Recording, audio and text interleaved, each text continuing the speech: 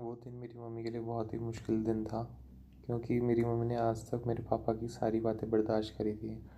लेकिन उस दिन जो मेरे पापा बातें कर रहे थे वो बहुत ही अजीबोगरीब थी। सारी बातें पैसे और प्रॉपर्टी से रिलेटेड थी।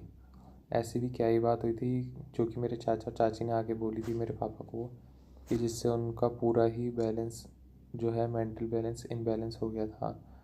क्या वो लोग सिर्फ पैसों की और प्रॉपर्टी की बात करने आए थे?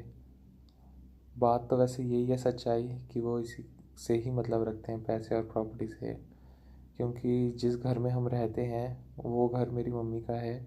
और जो है उनका ये कहना था कि मेरे पापा ने सारा पैसा जो है दुकान में से निकाल के अपने मकान में लगा दिया। वो भी बस क्यों? क्योंकि मेरे पापा का मकान, आज मेरी मम्मी का मन ये था कि मकान में आजकल के लोग उस टाइम पे पत्थर वगैरह लगवाते हैं और अच्छा पेंट कराते हैं। और जब ऐसा हुआ था तो फिर जो है पैसे तो लगते ही हैं। लेकिन असल बात यह है कि वो सारा खर्चा मेरे नाना ने उठाया था।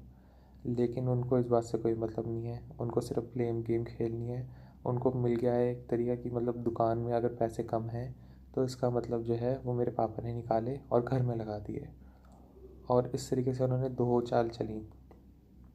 पहले उन्होंने मेरे पापा को ब्लेम किया कि उन्होंने जो दुकान खाली कर दी, और जो है दुकान बेचने की नौबत आ गई, क्योंकि उसमें काम बिजनेस नहीं चल रहा था, तो रेंट की दुकान थी तो इसलिए बेचनी पड़ गई वो।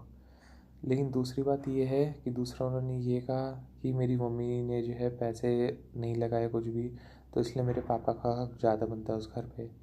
इसलिए जो है काफ़ी सारे तरह से उन्होंने जो है मेरे पापा का माइंड जो है डाइवर्ट किया और बहुत भड़काया मेरे पापा को। का सारी बातें तो हमें नहीं पता, लेकिन मेरे पापा सारी बातें अपने मन में ही रखते थे।